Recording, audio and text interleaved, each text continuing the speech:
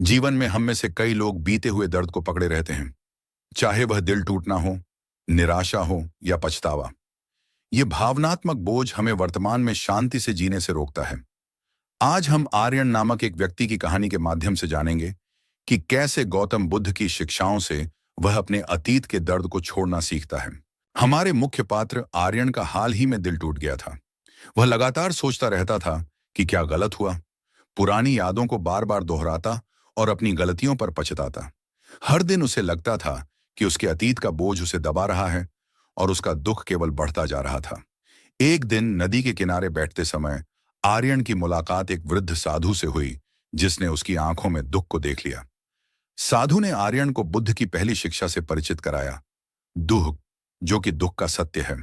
उन्होंने समझाया कि दुख जीवन का स्वाभाविक हिस्सा है, लेकिन इसका अधिकांश हिस्सा उन चीजों से चिपके रहने से आता है जिन्हें हम बदल नहीं सकते, खासकर अतीत से। साधु ने आर्यन को एक आदमी की कहानी सुनाई जो जलता हुआ कोयला पकड़े हुए था। जितना अधिक वह उसे पकड़े रहता, उतना ही उसे जलन होती।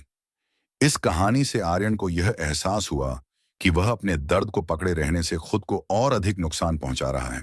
फिर साधु ने आर्यन को बुद्ध की अनिच्छा की शिक्षा से परिचित कराया, अनित्यता का सत्य।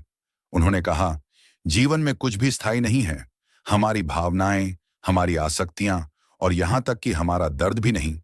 जैसे तुम्हारे सामने बहती नदी निरंतर बहती रहती है, वैसे ही तुम्हारी भावनाएं भी बदलती रहेंगी। आर्यन ने इस पर गहराई से विचार किया।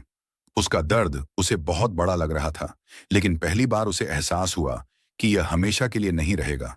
साधु ने उसे सिखाया कि अनित्यता को समझना छोड़ने की कुंजी है। साधु ने आर्यन को ध्यान करने के लिए प्रोत्साहित किया, विशेष रूप से अनित्यता के विचार पर। जब भी कोई दर्दनाक स्मृति आती, तो आर्यन खुद से कहता, यह भी बीत जाएगा। जैसे ही आर्यन ने छोड़ने का अभ्यास किया, साधु ने उसे अंतिम शिक्षा से परिचित कराया, करुणा या करुणा। तुम्हें खुद को माफ करना चाहिए, साधु ने आर्यन से कहा। अक्सर हम दर्द को इसलिए पकड़े रहते हैं क्योंकि हम खुद को दोष देते हैं, लेकिन उपचार तब शुरू होता है जब हम खुद पर करुणा दिखाते हैं। आर्यन को एहसास हुआ कि वह खुद पर बहुत सख्त था, लगातार अपनी गलतियों के लिए खुद को दोषी ठहराता था।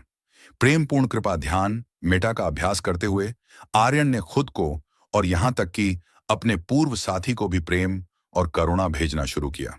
समय के साथ इससे उसे उस क्रोध को छोड़ने में मदद मिली जो वह पकड़े हुए था। अपनी यात्रा के अंत तक आर्यन ने सतर्कता के महत्व को समझ लिया, वर्तमान क्षण में पूरी तरह उपस्थित रहना। साधु ने उसे याद दिलाया कि अतीत में जीना हमें वर्तमान का आनंद लेने और भविष्य की योजना बनाने की क्षमता से वंचित कर देता है। हर दिन आर्यन ने अपनी सांस, अपने आसपास के वातावरण और जीवन की छोटी छोटी खुशियों पर ध्यान केंद्रित करके सतर्कता का अभ्यास किया। उसे एहसास हुआ कि उसके विचारों का अब उतना असर नहीं रहा और उसका मन पहले से ज्यादा साफ हो रहा था। आर्यन ने वर्तमान क्षणों की अधिक जागरूकता के साथ सराहना करना शुरू कर दिया। वह लंबे समय तक चलने के लिए जाता, पेड़ों की सुंदरता, हवा की आवाज और अपनी त्वचा पर धूप की गर्मी को महसूस करता। जब भी कोई दर्दनाक स्मृति उभरती, तो आर्यन उसका विरोध करने के बजाय धीरे धीरे अपना ध्यान अपनी सांस पर वापस लाता और खुद से कहता, मैं यहां हूं अभी। इन दैनिक अभ्यासों के माध्यम से आर्यन ने खुद को हल्का महसूस करना शुरू किया। उसके अतीत की यादें अब उसे उतना परेशान नहीं करती थीं जितनी पहले करती थीं। उसे एहसास हुआ कि उपचार की कुंजी अतीत को भूलना नहीं था, बल्कि यह था कि उसे अपने वर्तमान को नियंत्रित करने से रोकना। साधु ने आर्यन को सचेत श्वास और सचेत चलने का अभ्यास जारी रखने की सलाह दी। आर्यन को यह बताया गया कि हर बार जब उसका मन अतीत या भविष्य की ओर भटके, तो वह धीरे से अपने ध्यान को वर्तमान पर वापस लाए। उस क्षण में क्या हो रहा है, इस पर ध्यान केंद्रित करे। आर्यन की यात्रा हमें दिखाती है कि बीते हुए दर्द को छोड़ना आसान प्रक्रिया नहीं है, लेकिन गौतम बुद्ध की शिक्षाओं की बुद्धिमत्ता, दुख, अनित्यता, निरासक्ति, करुणा और सतर्कता के माध्यम से हम उपचार की शुरुआत कर सकते हैं। आर्यन ने अपने अतीत को पकड़े रहना बंद कर दिया और एक हल्के दिल और शांत मन के साथ वर्तमान को अपनाया। बुद्ध की शिक्षा हमें आंतरिक शांति का मार्ग दिखाती है।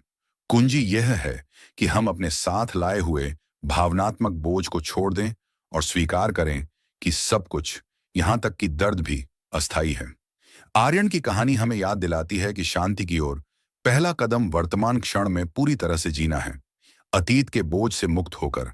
यदि आप भी आर्यन की तरह महसूस करते हैं, स्मृतियों, दिल टूटने या पछतावे से दबे हुए, तो याद रखें कि उपचार उसी क्षण शुरू होता है जब आप छोड़ने का निर्णय लेते हैं। बुद्ध की कालातीत शिक्षाओं के साथ आज ही अपनी यात्रा शुरू करें। यदि आर्यन की कहानी ने आपसे जुड़ाव महसूस कराया और आपको ये शिक्षाएं उपयोगी लगीं, तो कृपया इस वीडियो को लाइक करें, इसे उन लोगों के साथ साझा करें जो भी अपने अतीत से संघर्ष कर रहे हैं, और बुद्ध की शिक्षाओं से और अधिक कहानियां और ज्ञान प्राप्त करने के लिए चैनल को सब्सक्राइब करें।